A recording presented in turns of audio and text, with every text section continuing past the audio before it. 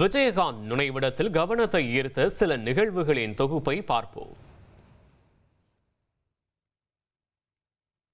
மறைந்த தேமுதிக தலைவர் விஜயகாந்தின் 2ஆம் ஆண்டு நினைவு தினத்தையொட்டி சென்னை கோயம்பேட்டில் உள்ள அவரது நினைவிடத்திற்கு இருமுடி கட்டி வந்து ஏராளமானோர் மரியாதை செலுத்தினர்.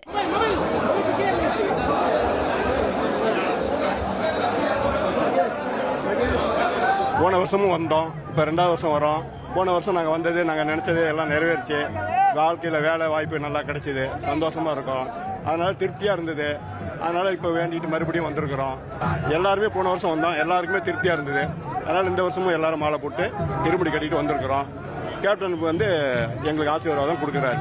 இது வந்து 2வது ஆண்டுனா 48 நாள் விரதம் இருந்து ஐயப்பனுக்கு இருக்க மாதிரி இருந்து மாலை விரதம் இருக்கும்.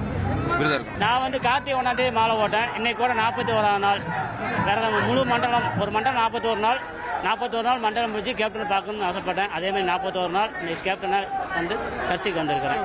ராமநாதபுரம் மாவட்டத்தில் இருந்து ஜோதி ஏற்றியபடி வந்த தொண்டர்கள் விஜயகாந்த் நினைவிடத்தில் அஞ்சலி செலுத்தினர்.